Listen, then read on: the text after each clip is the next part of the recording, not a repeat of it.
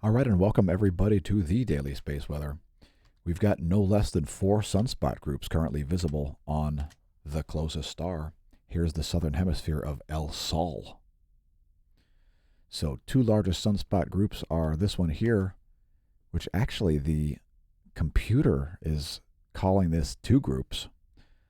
But this one here rising is quite large as well. This and lots more to cover on today's Daily Space Weather. And congratulations on realizing our channel exists. So here are some sunspots in the northern hemisphere as well. There are at least 2 groups up there. So we'll be at 4 sunspot groups today. The sunspot number is going to rise quite high as a result of this many sunspots. None of them are particularly crazy at the moment. Here's a different wavelength here. The last one we showed you was 171 angstroms ionized iron. This is 304 angstroms ionized helium, all from the Solar Dynamics Observatory. Fantastic imagery there. Some well-defined coronal holes visible there in the southern hemisphere as well.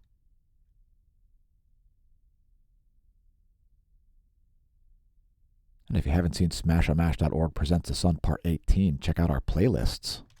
Incredible playlist. Here's a close-up of this new rising sunspot. I'm not going to try to remember the names of sunspots. The naming of sunspots is fairly arbitrary. It's just the next on a list of numbers.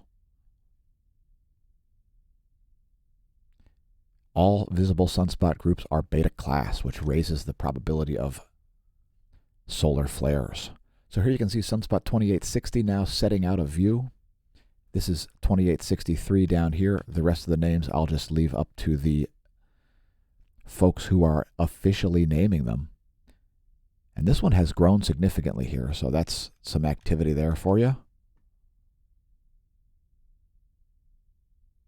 Also this one down here in the southern hemisphere, quite large. So a pretty significant uptick here following the setting of sunspot 2860. Here's 193 angstroms, and you can see those well-defined coronal holes and sunspot groups. Coronal holes mainly in the south, and we can expect to see a continued precipitous uptick in coronal hole formation as we forecasted about 10 days ago. I'll keep saying it. Expect a lot of coronal holes, many of which will be geo-effective. The radio flux is at 84 currently, and we can expect that to suddenly rise here as well with that many sunspot groups on the Earth-facing portion of the solar disk. There's the radio flux in context. That's a 1-year chart of the radio flux from Solon.info. The black line is the radio flux. The red line is the sunspot number. Again, you can expect to see those both rise a lot. Here's a space weather enthusiast dashboard, and we see no forecast for any solar storms or anything like that. We can expect a small intensification later in the day tomorrow into Monday as well. No geomagnetic storms forecasted. That's coronal hole inputs. Next, we'll look at global seismicity here real quick. There's the year-to-date chart. Here's the last 90 days of global seismicity. There was a deep quake near Russia, east of Siberia there, a 5.8, and the depth there was quite deep. 581 kilometers estimated depth for that quake. Let's scroll up the list. There was a 5.0 at New Zealand, and leave us a comment if you felt that quake. The Northern Mariana Islands also saw a deep quake at a 4.6, 147 kilometers depth on that. A couple smaller quakes in South Sandwich Islands region. It looks like that triplate boundary area is calming down now, having been the most seismically active portion of the planet. Here's another nearly 600-kilometer deep quake near Fiji. That's a 4.6 magnitude at also 581 kilometers depth. Continuing on to check volcanoes, and we see some here. A little bit of a volcanic uptick perhaps. Karinsky producing a 14,000-foot ash plume as it explodes. That's the Kamchatka Peninsula there north of Japan. Suwanosejima in the Ryukyu Islands, 13,000-foot ash plume there. Mount Pagan on the Mariana Islands exploding, 4,000-foot ash plume from it. Great Sitkin in the Aleutians, with its extruded lava dome, is producing about a 4,000-foot plume of volcanic ash. Nevado del Ruiz in Colombia has dispersed. Sangay has volcanic ash dispersed as well, although Revenador is still exploding and producing a 17,000-foot ash plume over Ecuador. Sabancaya in Peru exploding as well, 27,000-foot ash plume from it. Please don't pole vault the caldera. The GOES magnetometers here over the past 3 days. And we see a cross up here just around midnight local time for the satellites. For you new viewers, the N's and M's are noon and midnight local time for the GOES 16 and GOES 17. And we are seeing a bit of a magnetic tug-of-war going on here as the north and south poles can't decide which one wants more sunspots. So here's a view of the polarity of the heliospheric current sheet. It's the top view ecliptic plane field plot. It's one of the most important data sets that we ever look at in the daily space weather. This magnetic data is derived from ground-based observatories, about 50 of them on Earth, as well as on stereo A out here at Lagrange point 5 and stereo B out here at Lagrange point 4. So Earth is solidly in a South Pole current sheet, and I would expect a North Pole current sheet to be coming, but it does depend on sunspot activity, so I won't conjecture. Keep in mind this data is 1 hour and 8 minutes old when we recorded the video. Here's a line of sight view, and keep an eye on this blue line here over the coming days. That's going to tell you which polarity current sheet Earth is likely to be in. Why did the proton cross the current sheet, folks? Why did the proton cross the current sheet? The answer? To get to the other polarity, of course. Here's the line of sight coronal hole plot. And you can see those South Pole oriented coronal holes in red, North Pole ones in green. Still weak levels of coronal hole activity here as cycle 25 progresses quite slowly. So here are our detected sunspot groups and flare monitor. You're going to see this rise throughout the day today as we've got 4, no less than 4 beta class sunspot groups. So beta class sunspot groups have opposite polarity in their umbrae and are much more likely to produce solar flares, especially large ones. So that's why we show it daily. Again, likelihood of solar flares goes up with this many sunspot groups facing the Earth. Let's look at geomagnetism. It's currently only at a KP2, and the KP index is a measurement of global geomagnetism. If you want to read more about that, click on details. It'll explain a little bit more about the data. Here's the GOES X-ray flux over the past 3 days. And keep in mind, this is actually showing 2 different satellites and 2 different wavelengths. It's showing long wave and short wave from both the GOES 16 and GOES 17. Short wave is the higher frequency X-ray, higher frequency, higher energy. Long wave is the lower frequency, lower energy X-ray flux.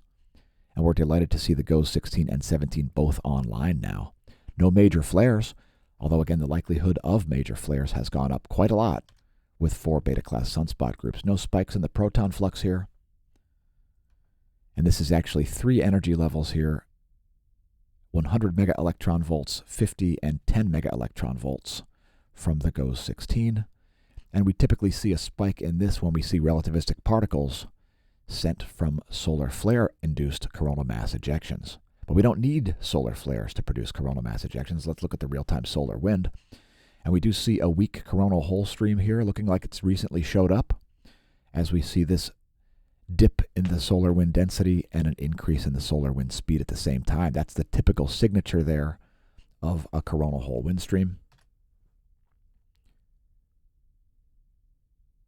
Current conditions are 422 kilometers per second for the solar wind velocity. Solar wind density, 8.63 protons per cubic centimeter. Also, I would note that the BT-BZ features a BZ that is rising toward the 0 line, which lowers the geoaffectivity of the incoming solar wind. Next 4 hours of magnetohydrodynamic pressure as modeled by the Space Weather Modeling Framework. It's our Geospace Magnetosphere movie. And it's time to take a sip of the coffee.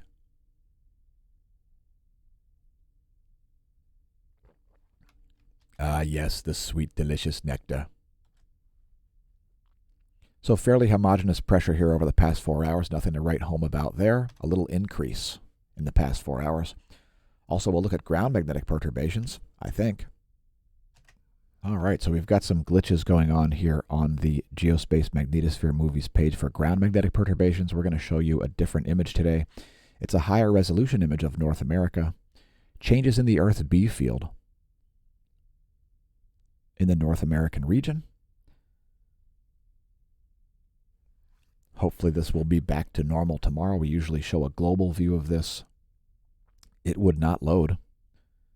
So it's interesting nonetheless, showing us a little higher resolution than we show most days. 4 hours of changes to Earth's B field, geospace delta B. Here's what's going on in the solar system. We'll advance this 1 week. There's where things will be on 9/11, the 11th day of smAshtember. And it's been a smAshtember to remember already, thanks to our smAsh team members. smAshomash.com. Next, a star chart. We've drawn in the galactic plane and the ecliptic plane, which is the path the sun will take across the sky. The galactic plane shown in blue, the ecliptic plane shown in yellow. And the moon is just over the horizon here in Lehigh Valley, Pennsylvania. Let's do a cosmology segment. This one's integrated into the Daily Space Weather, not a separate video. But check our playlists, youtube.com/smAshomash/playlists. There are over 200 cosmology segments in there. And the first thing we're going to do is look at cosmic rays. Now, I use the network of cosmic ray stations site. A lot of these links are dead, but I like the site anyway. If you do a search for links to cosmic ray data, you'll find this Russian site. You may not like it. You may like it. I don't really care. Here is the Opacity Neutron monitor. So I'm just showing you where I get these links from. We typically look at the same monitor so that we're immersed in data that we can trust. These are fairly well curated monitors. So here's the Opacity Neutron monitor. And we actually see an uptick here in cosmic ray flux over the past 30 days at Opacity. Next, Barentsburg. An uptick as well at Barentsburg over the past 30 days. Let's go farther south to Athens, Greece. So here's the Athens neutron monitor. And let's just ignore this erroneous data at the beginning. There's an uptick at Athens as well over the past 30 days, at least over the past 20 days. Let's go even farther south to Mexico City. There's an uptick at Mexico City over the past 30 days. And let's go back farther north to Oulu. Here's Oulu, Finland. An uptick at Oulu over the past 30 days. And let's look at two Antarctican monitors. Here's DOMB.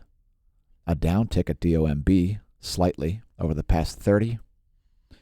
And there's DOMC, a slight uptick at DOMC. So overall, we're seeing an uptick in cosmic ray flux over the past 30 days. Let's talk about our mission. Cosmology is included. You can read about our mission at smAshomash.com/forum/mission. So first of all, it's to assist, study, and report on the ongoing formation of a unified theory of physics, to raise the awareness of the general public of the relationship between space weather and Earth effects. All your weather comes from space. To connect and consult with media organizations to multiply our reach, to demonstrate cutting-edge proof-of-concept solutions to problems, to publish scientific papers in a multidisciplinary manner, including but not limited to the sciences scrolling down your screen, to assist mankind by advancing the study of predictive phenomena in order to optimize value and reduce risk and liability, and so on, because that'll help us to adapt no matter what the adversity is and not to be ossified in our beliefs. In fact, to not be ossified in our beliefs and to treat those who are with love, respect, and inclusion to the scientific discussion. Why am I talking about it? Because let's talk about the grand solar minimum. A lot of people are a little bit overzealous about grand solar minima. We have a forum thread about it on our forum. So if you head to smAshomash.com/forum, you can find links on the homepage, smAshomash.com. One of the threads in the Sun Heliophysics forum is about the grand solar minimum. Are we in one? Is it scary? What does it mean? How do we measure it? What's the past history? And so on. So perhaps check out that forum thread. And here is an important chart. So what we're looking at here is a study involving 1,000 years approximately of carbon-14 to carbon-12 ratio to proxy out cosmic ray flux data. Cosmic ray flux is inversely proportional to sunspot number as far as we know, and so we can guess what solar activity was like up to 1,000 years ago by measuring carbon-12 to carbon-14 ratio in trees. In other words, in Europe, we know when a bridge was built or a church was built, etc. Take a sample of the wood and measure the amount of carbon-14, the radioactive isotope, versus carbon-12, the normal isotope, the non-isotope of carbon. And this gives us insight into what is going on. So if you look at this graph, you can see the range of solar activity shown on this one right here. This is solar modulation. And once you get back to about the Little Ice Age, nobody was counting sunspots, so we're using only cosmic ray flux data. And just look at the graph, folks. Look at the graph. The Maunder Minimum was a time of very low levels of solar activity. And does it look scary? I don't know. Maybe it looks scary to you, but I'm just going to leave it there. Now we're going to pick a random number, which is 92, which coincides with a galaxy. It's galaxy NGC 1052, the new general catalog. Number 92 on the Neil Gorell Swift-Bat X-ray Observatory is also known as Quasar B0238-084. It's a Quasar/Seyfert 2 galaxy, I believe. Anyway, there are the X-ray transients from it. You can see it's pretty consistent here over the past 16 years. And it hasn't been doing anything too crazy over the past 30 days either. Let's take a look at it visually. So here it is in false color X-ray. This is a 3-color image here. This is different wavelengths of X-ray spectra. Red, green, and blue are different energy levels, different wavelengths, if you will. So there it is in false color X-ray, looking like perhaps an elliptical galaxy. Let's take a look at it in ultraviolet. Here it is on the Galix. I don't see any sort of spiral features in that one.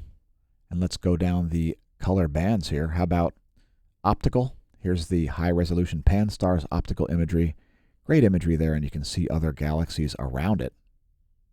Looking like an elliptical galaxy, or perhaps a stellar jet. A supermassive radio source at the core is obscuring the other features in this galaxy. And last but not least, we'll look at it on the Pan-STARRS. I mean the 2-mass. There is the infrared light spectra of NGC 1052, our featured, quote, random, end quote, cosmic object. Here's another cosmic object. We're going a lot closer to home, though. Yeah, you think that's a nebula? That's not a nebula at all.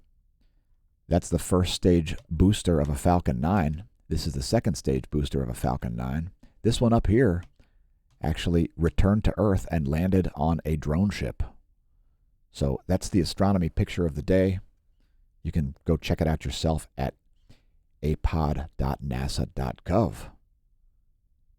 It's plasma from rocket plumes. And it was photographed from the ground. That's today's cosmology segment. Let's continue on. It's the daily space weather video. We don't see any charging hazards right now. Everything pretty chill as far as satellites go. Here's the electron flux relativistic type. That's the greater than 2 mega electron volt electron flux of the past year from Solon.info. Here's a 3-day chart. And we got briefly into warning levels a couple times yesterday. There's a better zoom.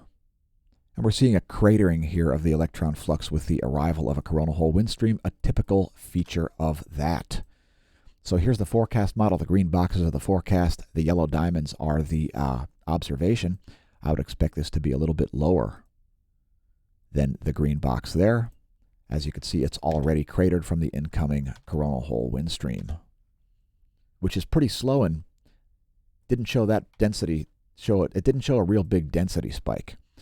Next, a diagram of the Van Allen belts. Feel free to pause the video on this frame if you don't know the altitudes of things, because we're showing the total electron content forecast next. This gives you insight into the total air column and the electron density therein, which in turn gives you the likelihood of GPS errors. Anyway, the bands of electrons are fairly well organized at the moment. You're most likely to see GPS errors around the equator at noon.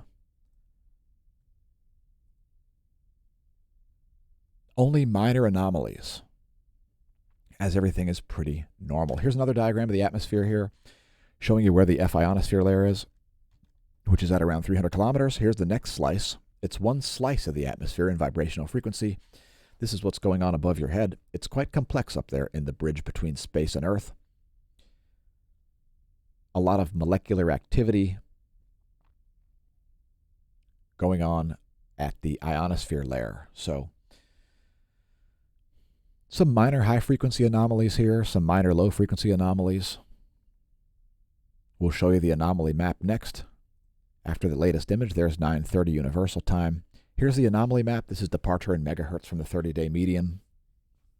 And you can see some high-frequency anomalies there over places like the Indian Ocean, Central Africa.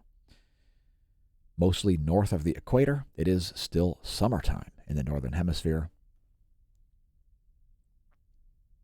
Central Indian Ocean seeing some anomalies there. Central Pacific as well. Some south of Hawaii. High-frequency anomalies shown in blue, low-frequency in red. There's the latest image. 9:30 universal time in real megahertz and departure from the 30-day median. Here at the Smash News Network, you may not know diddly. You may not know meteorology. We do meteorology segments, and there are lots of things in our playlist, so check them out. Bonus segments coming. Here's the ground-based solar observatory in El Teide, Spain.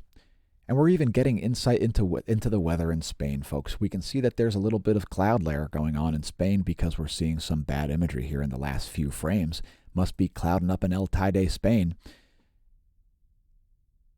Some filaments up here in the northeast.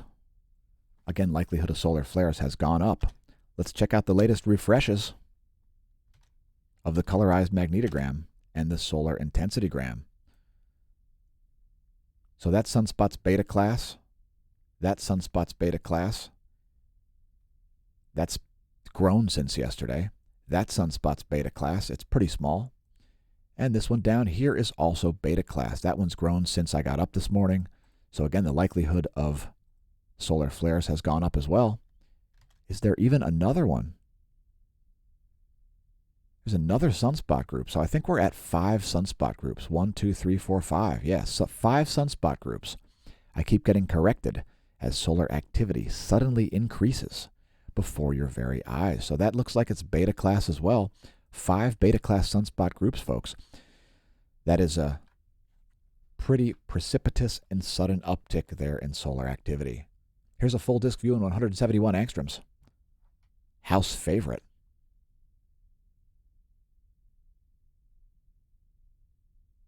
We're going to show you some additional composites. Here is 131 plus 94 angstroms.